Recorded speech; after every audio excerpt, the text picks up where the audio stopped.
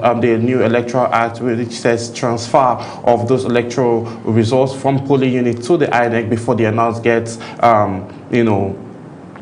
publicized. But some persons reacted differently to that. A little bit of protest started happening last week Friday, then we saw a little bit more as on Monday, and then on Tuesday the Senate had an emergency meeting sitting, and where they revert the statement to transmitting. So we'll be having those conversations now. We heard they said the Senate and the House of Representatives, those two legislatures power, set up a committee, and then they will be reconvening on Monday to bring out their final verdict and then taking it to the president to append his signature on it. So we're going to be asking questions around the harmonization. We're going to look at what it means and what Nigerians should expect, if it will strengthen democracy or political will would, hamper and step into, destruct the democracy of Nigeria. A lot of persons have argued that Nigeria is not really practicing democracy based on the fact that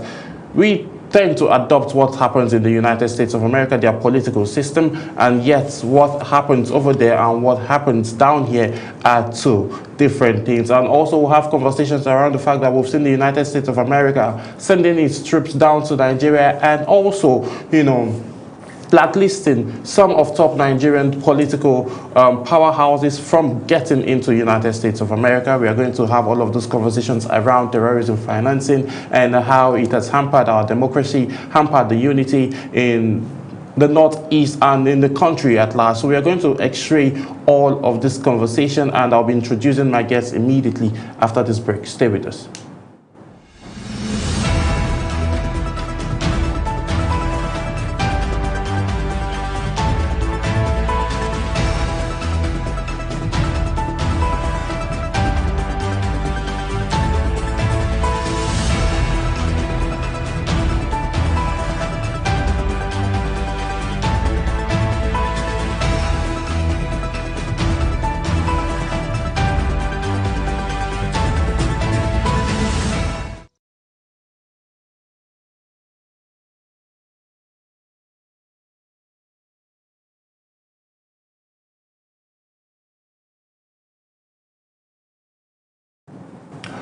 Many thanks for staying with us. If you're just joining, this is Discourse. We're about to x-ray the conversation around electoral bill harmonization and what it means to, if it strengthens Nigerians' democracy, or we will be seeing some political compromise within that line. And then to join us, have this conversation at this time is a policy consultant, Mr. Emmanuel Ozo-Emena. Good afternoon. Yeah, good afternoon.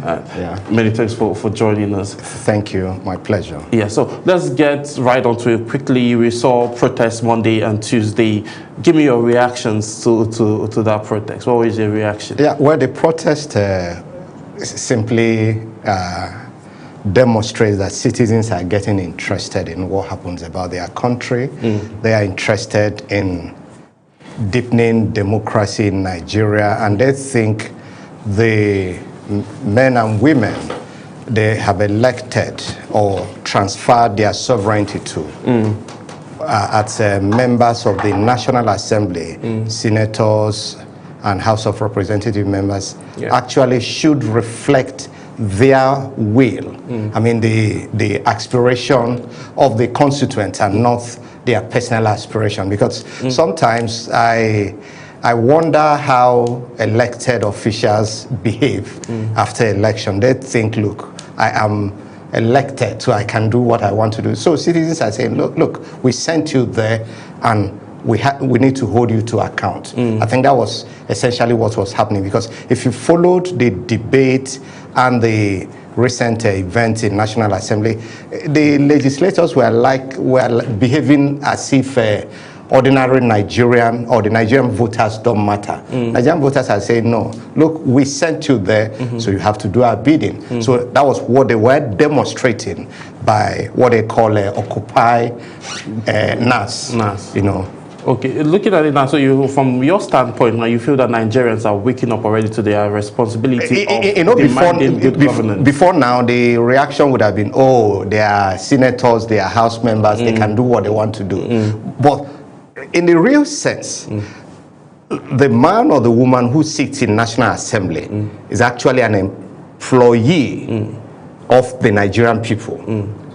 Because where do they pay them from? They pay them from taxpayers' money. So they need to be accountable to the people who voted for them. So I think suddenly it's dawning on the citizens. Look, the man who is a senator or the woman who is a senator is actually my employer. So it's clear. That was actually what was happening. I heard one of the protesters, Peter Nigeria, saying, look, your landlord had come, you are our tenants. Yes. Yeah, essentially, that actually summarizes the entire thing. But I hope the senators and the House members understand this symbolism, that they should be accountable to Nigerians. They should represent the aspiration of Nigerians. Okay, all right, now let's come back, let's have this conversation now. They're talking about harmonization now. Harmonization process, do you know what exactly does this harmonization process means to in legislative terms rather, and why is it critical at this stage? No, naturally, Nigeria has a bicameral legislature. What it means is that you have two houses of National Assembly. You have the Senate and the House of Representatives. Yes. And by the Constitution, none of them is inferior. Okay. People talk about upper chamber and lower chamber. It's actually a misnomer. There's nothing like that in the 1999 Constitution. Both of them are of equal jurisdiction. The only difference is for appointment of ministers and some key officials of statutory bodies, their confirmation do not go to House of Representatives. I mean, it's for purposes of either efficiency of governance. But whatever decision or whatever a bill that will become law in Nigeria must be approved and passed and sanctioned by the two chambers of the National Assembly. So what has happened in this case is that the Electoral Act Amendment Bill went through the House of Representatives. So when the House finished their deliberation and passed and adopted the provisions of the Electoral Act as it is today, what you call the House version of the Electoral Act, by law it moves on to the Senate for deliberation and concurrence. So that concurrence didn't happen. So because if the Senate had adopted in total every provisions as approved by the House of Representatives, what would have happened is that you now move it on to the executive for purposes of assent. But because there's areas of disagreement, so that's why you now have to have a conference. That conference is actually looking at where was their disagreement, what are the issues, and you go back to either of the chambers. Whatever is a report of the conference committee will go back to the whole house. Both House of Representatives in plenary and the Senate in plenary, and they are debated and finally adopted. And then you now move to the next level, which is getting it on to the executive for, by in this case, the president for his assent. Okay, all right. Now looking at those angles now, because now we are going to have two houses. That's the House of Representatives and the Senate now too. Not two houses, chambers. Chambers rather. I beg your pardon. Chambers right now to have this conversation and then finally result to something. But looking at it, and let's look at the political aspect and the political angle of this now. Looking at it, we are almost running a one-party system in Nigeria. Okay, because those sitting in the Senate and also in the House of Representatives, in both chambers, those chambers are highly populated by the ruling All Progressive Congress. Do you think there will be some kind of political influence that would hamper to what Nigerians are really clamoring for? Well, there will always be political interest because you are talking about running a polity, running a country, running a constitution, making laws. So there will always be influence in terms of one, particular interests that want a certain thing. You know, they would want to wait. But the key thing is that each member there realizes that in the next 12 months, in fact, by next year at this time, it will be about a year or thereabout to the election. So that's so when they remember that, they will be going back to ask for the either validation for re-election. People are going to ask them questions. So the key thing, in my view, that should guide their deliberation on decisions should be, when they come back, I have a senator who represents my senatorial district in my village, who, for instance, was talking about in one of the clips, you know, flying on the social media, there's no network in my village. I was looking at him, I said, what does this one mean? That means he's a visiting senator. He doesn't come to the village. There's no network in my village. I said, no, there are POS running in my village. I mean, you have thousands of POS everywhere. Because that technology, argument around technology just doesn't make sense. In fact, I was shocked that you see representatives and senators from the northern Nigeria asking for real-time, you know, upload of election results, electronic upload of election results, and someone from the south is now talking about no network in my village. So that shows you that political interest, you know. But the key thing is that at the end of the day, I think the Nigerian people need to keep their track on their elected representative, and each time they want to swear off the proper pacts of deepening democracy, they should need to find a way of getting them back and say, look, get back to the track, I elected you. But ultimately, I think from what has happened, Nigerians had sent that strong message and say, look, you don't own this democracy because you're elected, but rather the people who have transferred their sovereignty to you are actually the real, you know, owners of democracy, not you. It's not an exclusive democracy like in a military regime where the despot or the junta takes a decision, not minding how people feel about it. But looking at it now, since there will be political will now, do you think now this, for people to feel like there's a certain level, for the people, the Nigerians to feel that there's a certain level of transparency, do you think it should be like a public hearing when these conversations will be had, so that some Nigerians will be, let there be like a town hall meeting? Don't you think that will be more transparent and look and make those in the Senate and those in the House of Representatives more transparent with what they are trying to do with the electoral amendment bill? No, at this stage, we've gone past the stage of public hearings. If you recall, there were public hearings across the 6 geopolitical zones on the electoral amendment bill. I mean, it has happened over in the last couple of months, and they've concluded it. What they are doing now is actually at the final stage of passing provision by provision, and then that's where they are now. So what has happened is that we've passed that stage, but whatever decision that will be taken in terms of the final plenary on this after the harmonization will be done in public. In fact, the constitution is clear. In fact, I was actually worried when the Senate decided to go on executive section on such a public matter. I said, what is the executive section about? And incidentally, you see how they betray themselves. Now, I heard a senator precisely saying that 85% of the senators voted for automatic, mandatory, electronic transfer of election results. Transfer or transmit? Transmission of election results on the election day. I mean, so that shows you that is, I'm sure you also read it. Yes. They said it on an interview, and they were very clear. They can bet their life on it. So you now see that the first mistake, if you ask me, was to have gone into that executive section. It was needless. Because, and then what usually happened, like it happened under the Senate, under the leadership of Dr. Ahmed Lawan. It was clear. They called for division, and they will call your name XYZ representing Abia South, and you stand up and say, this is where I stand. Yes. Yeah, because what it does is that it goes into public record. Yes. So in future, when people are writing the history of Electoral Act development, of deepening democracy, they can say, this is where you stood.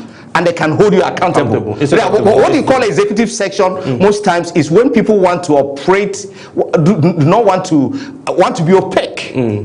That's when they go into executive section. Because what are you afraid of? That you voted for either electronic, mandatory electronic transmission of results, or that you said no, that there's no network in your village. Yeah, because your village people would have seen you and say, what is this man saying? Because is it not this village where I live, where I operate a POS machine, that this man is saying there's no network? So incidentally, take for instance the ruling party APC is currently doing e-registration of their members across the country. So where does those networks come from? If a political party can handle, can do that. In fact, the last I read, they said they have registered 20 million members. So where did the network come from?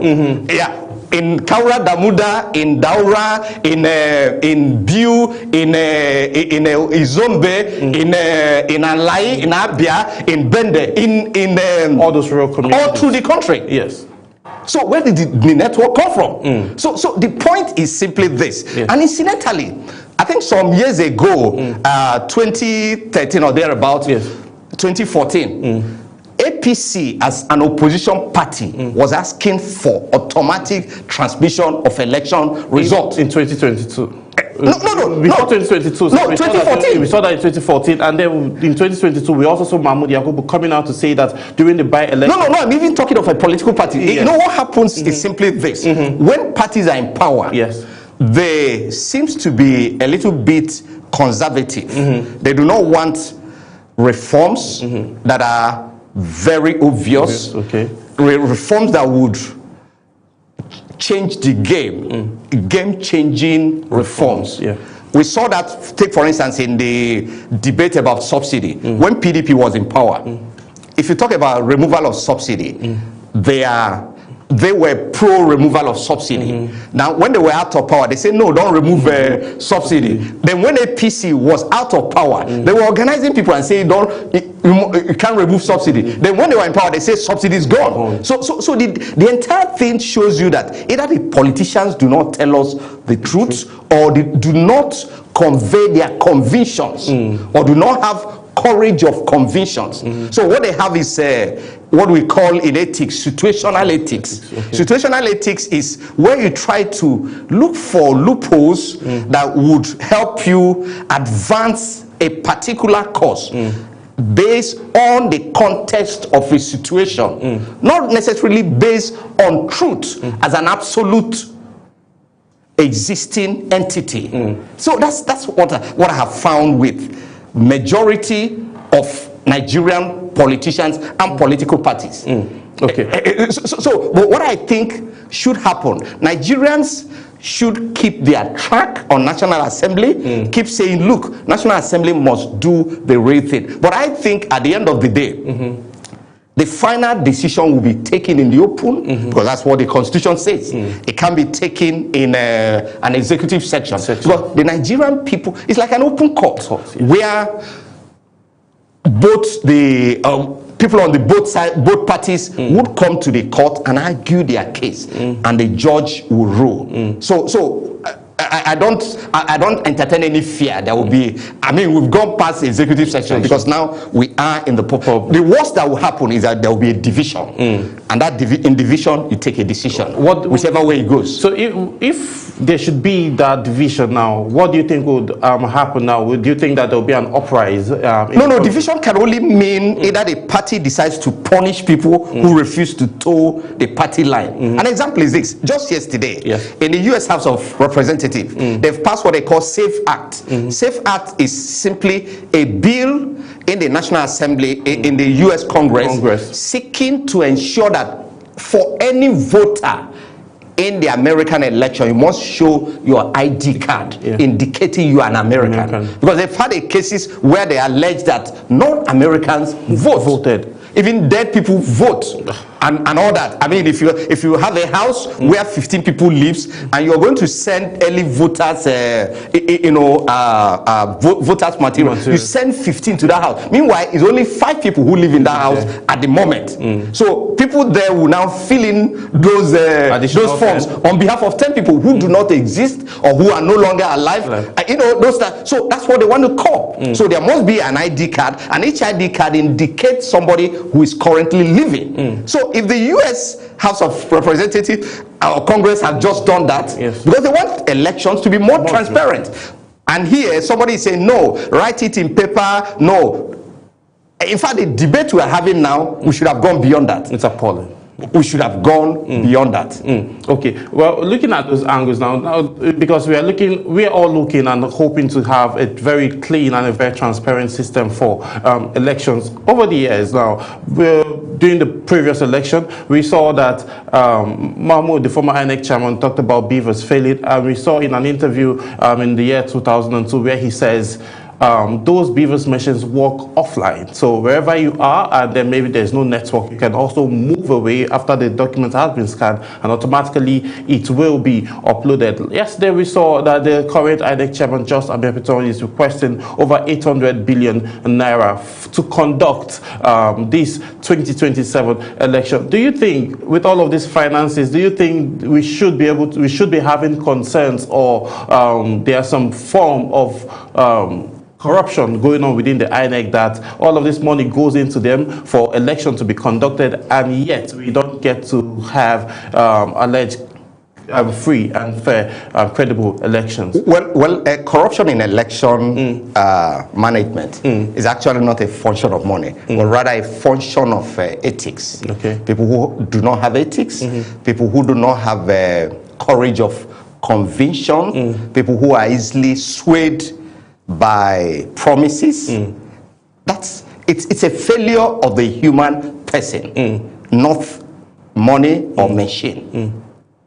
Because the point is that, let's take a look at India. We have 90 million people on the election, on the Nigeria's electoral voters list. Yes. India has 900 million. So how about that?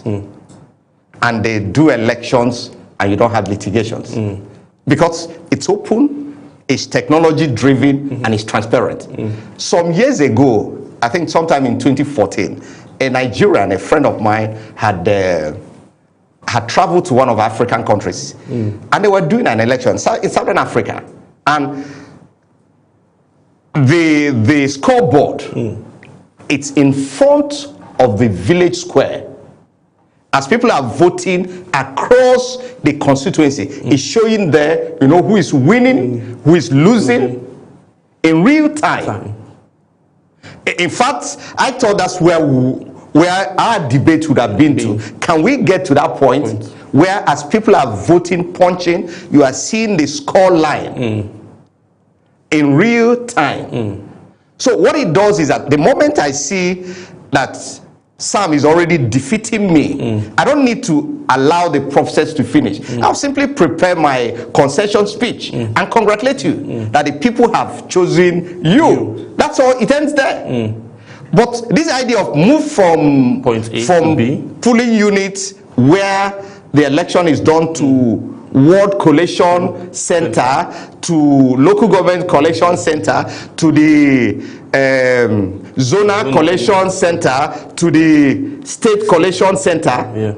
So at each point in time, somebody interferes. There's human interference with these processes. I mean, in this last election, we saw mutilated results sheets uploaded on beavers. I mean, if you go there, you can still see them now. But it simply shows you that it's human factor. It's not money, because in the last election, the budget was huge. So INEC can be talking about, we're starved of funds. I don't think that's the issue. But it's the issue of who are the people you hire to do these elections. Let me tell you where the problem starts from. The problem starts from when INEC is recruiting, politicians interfere with that system, put in their people who they would order, give instructions on what they want to be delivered to them. That's the problem. That's the problem. So it's a human factor. So if you can assuming maybe we take a decision that everybody who is going to participate in this election will take an oath, oath to abide by the guidelines as written or delivered by INEC. And the guideline is do what is right. Maybe we need to get to that, where people sign off. Sanitization. No. People who you are going to hire as election officials, you get them to take an oath to do the right thing, because if they don't take that oath, then they are just have the consequences, which is where, because there's no punishment for people who for election violations. Yes, I was getting to that. I think that's where the issue is, because if there's enough punishment, that punishment becomes a deterrent. Because nobody will want to take. We've only had, I think, a case of the lecturer at the University of Calabar who was alleged to have tampered with election materials or results in Akwa Ibom. That is, I think that's the only case we've established. Yes. So if you don't have punishment for violators, then I wonder what we're doing. Even in Anambra election the other day, we had cases. I think there were reports of people who were found with Ghana must go. So what has happened? So if you don't do anything, it means in the next election, people are going to come with more Ghana must go. So the point is that we must get serious about delivering an election, because it's about sanctity. The entire thing is the sanctity of the vote. But when people vote, they're expressing their innermost convictions. So they want you to reflect it in the final outcome of the result.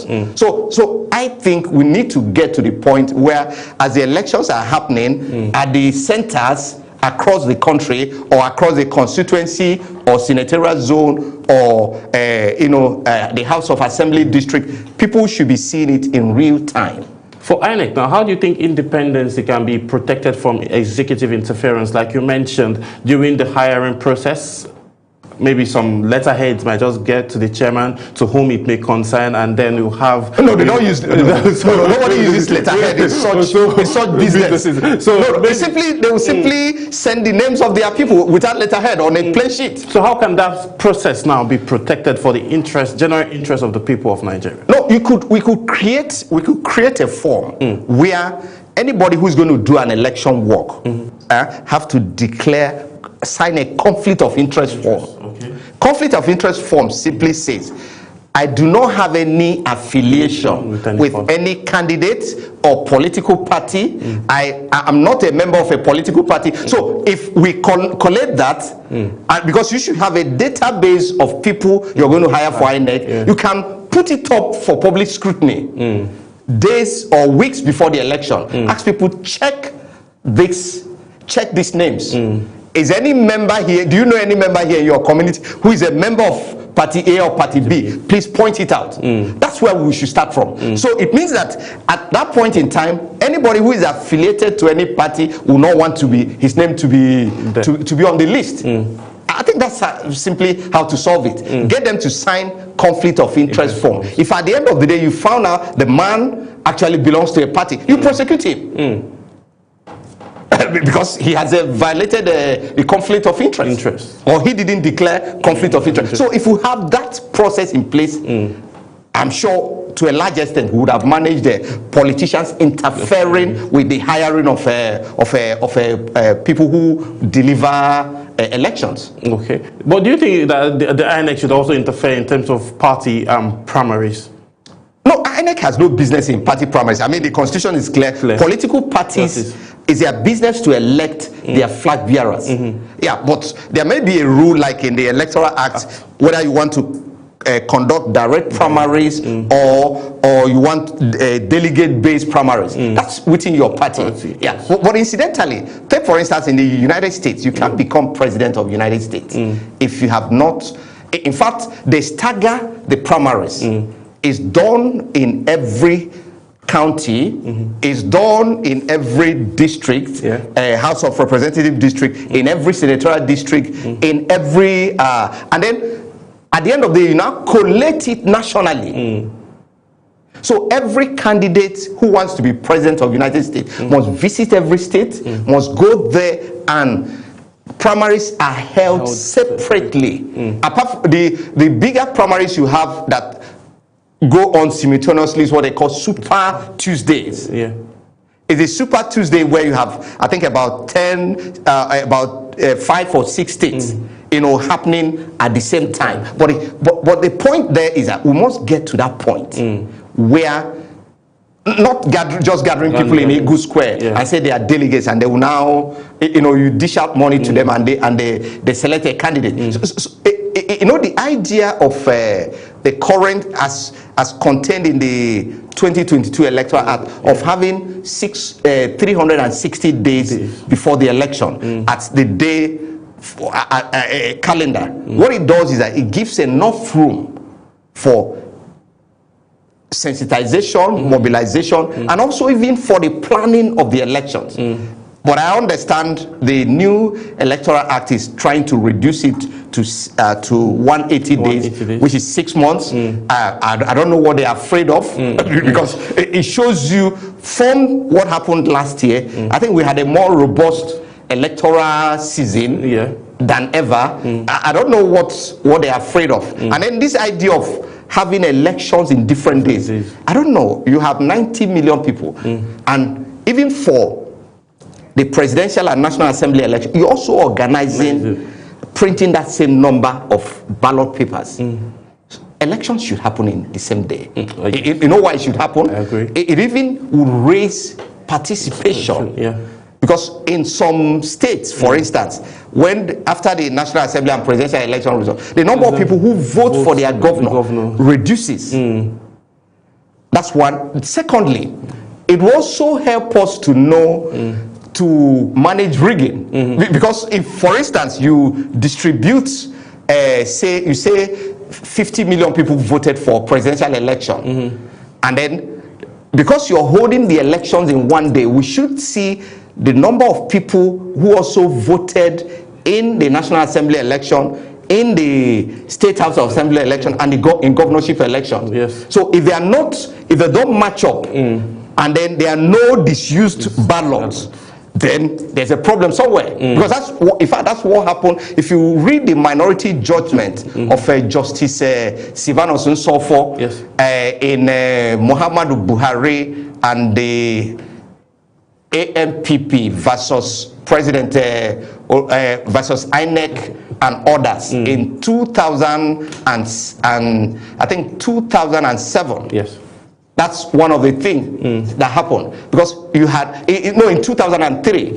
Because I think in 2 states, Rivers and Ogun State, the number of votes of rejected ballot papers for the number of the vote difference between the governorship election and the presidential election the gap was so much. And at the tribunal, I remember one of the lawyers for AMPP, Mike Ahamba, asking for, please, that INEC should provide rejected votes covering that number. Okay, because when people come, you give them the same ballot paper, but the same equal number of ballot papers. So if people didn't vote for the then governorship candidate of the PDP in Ogun State, then you should provide the rejected ballots. And they couldn't. So in the entire, I think both for majority and the minority judgment, they had to reject the result from Rivers and that of Ogun in the final collation. Because if we do all the election in one day, I'm sure half of the problems of electoral malpractices would have been addressed. That's if we have a fully and then with automation, as you're automating it. Because what automation does is that it reduces the incidences of human contact. And we'll be good to go, because the devil in the details is in these collation centers. take out the collation centers, we're going to have a better outcomes. Okay, actually, better outcomes is what Nigerians are clamoring for as we're looking to see how we can have a very good and a very transparent electoral system in Nigeria. We're hoping to see that the harmonization process will be done, and it's going to be in the favor of the people of Nigeria, as both chambers are working. The committee that has been set up from the House of Representatives and that of the Senate are working to get us the harmonization and the final verdict of the electoral amendment bill that would be happening on Monday. So we would see how that will pan out. But still, let's look at the judiciary angle and election participation. Should there be pre-election matters after sticking timelines? Yeah, pre-election matters simply are matters arising from the primaries.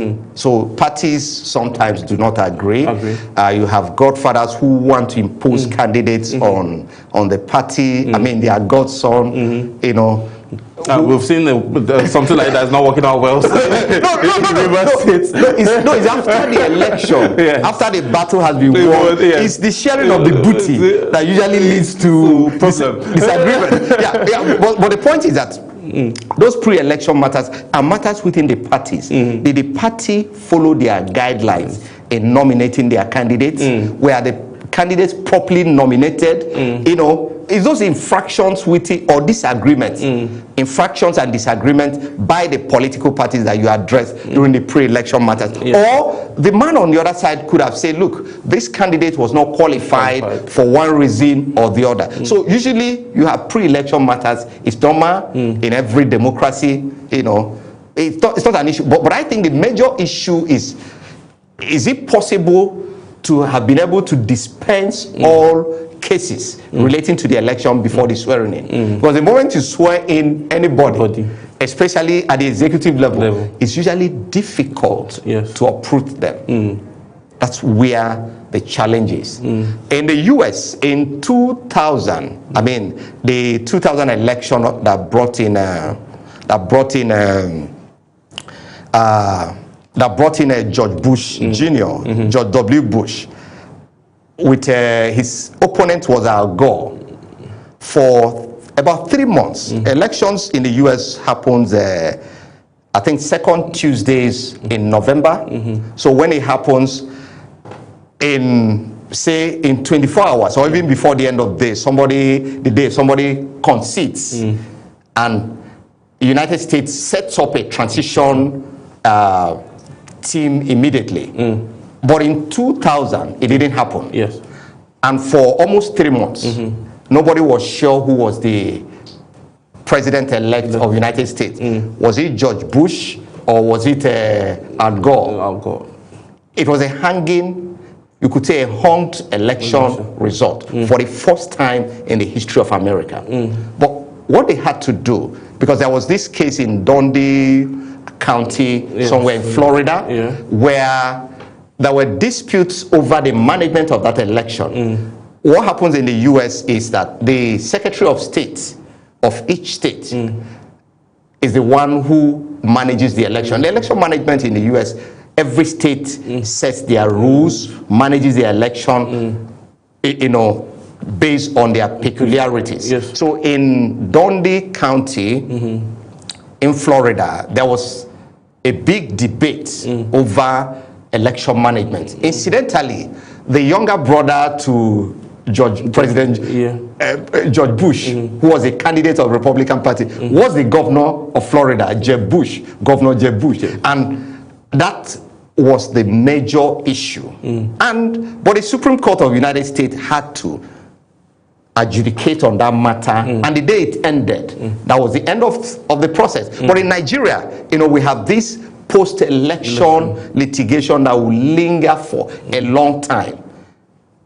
But what do? That's where we are. That's why somebody says that's why we're still a developing country. But if we begin to have elections that are reliable, elections that are open, transparent, and credible, there will be less litigations. In fact, the resources we spend in post-election litigations, I tell you, can build a city.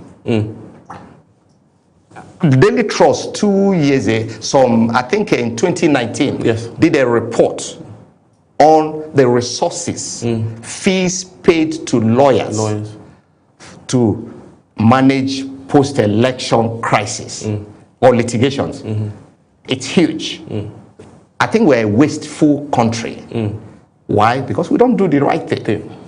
That's part of our problem. It's a huge, huge problem. Okay, since we're talking the judiciary now, let me ask you this quickly. Do you think the Chief Justice position, Chief Justice of the Federation position, should be an appointment position just like that of the INEC, or do you think it should be an elective position? Okay, everywhere in the world or in a liberal democracy, the president of the country nominates whoever he so or she so wishes, and the Senate would have to approve.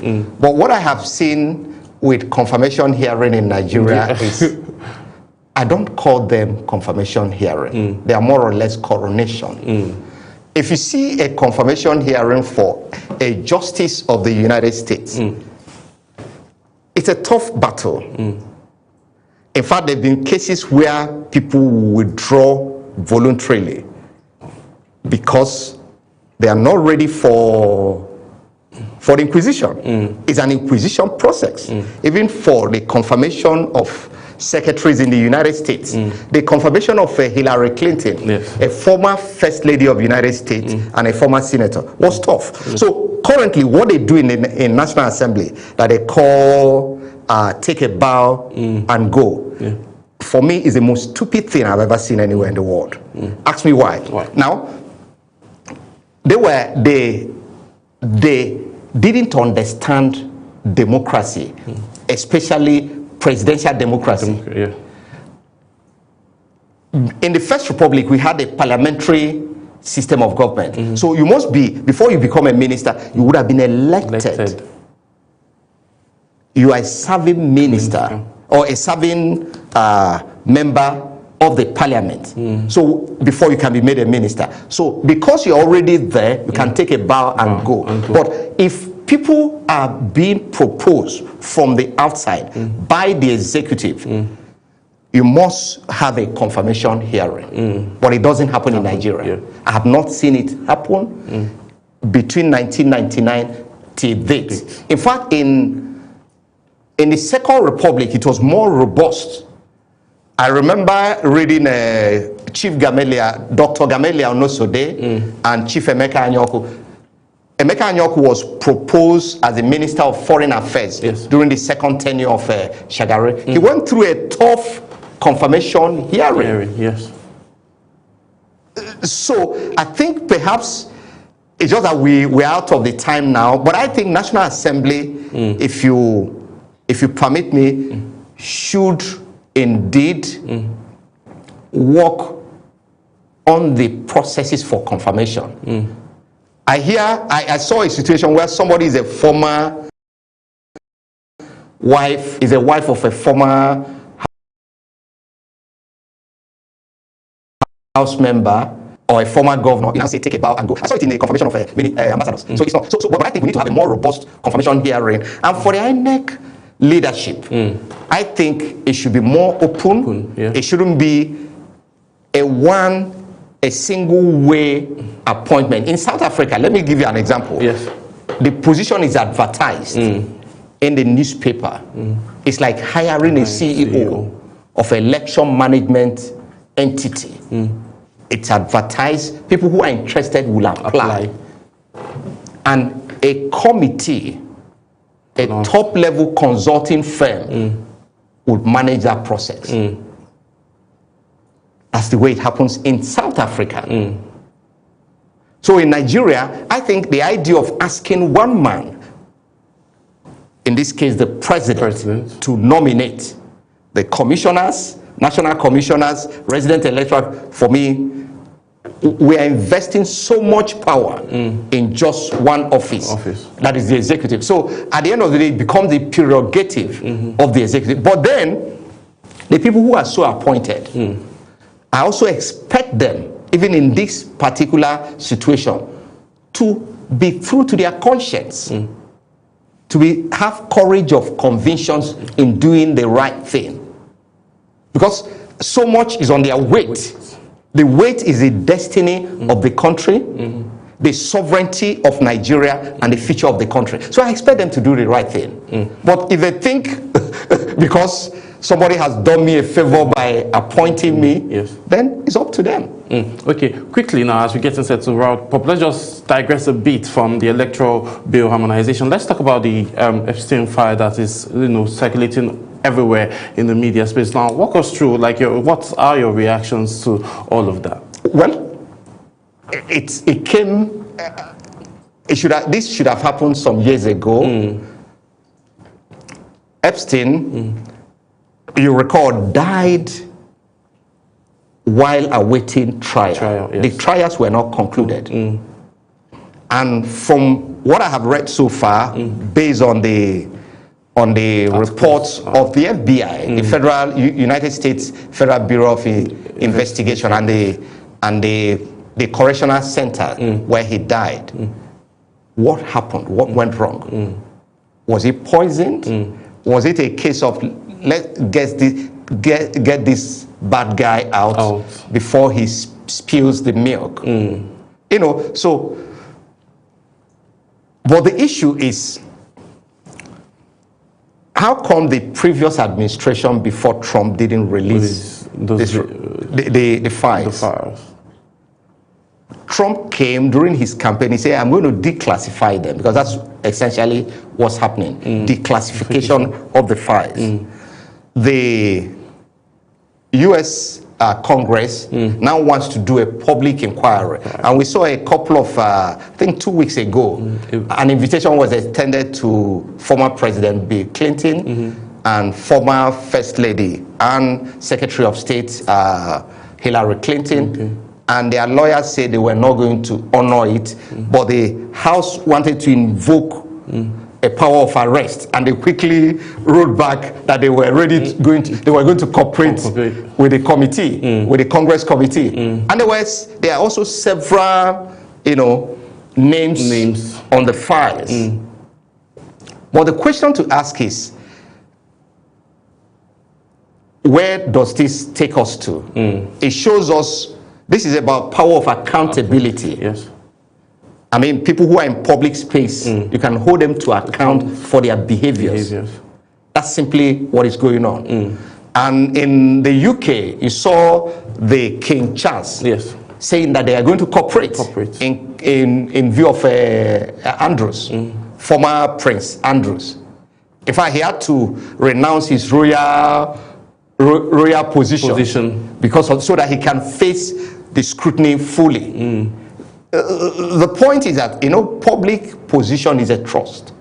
True. So when people hold it, whether as an economic elite, political elite, religious elite, or whatever it is, you should know there's an accountability process.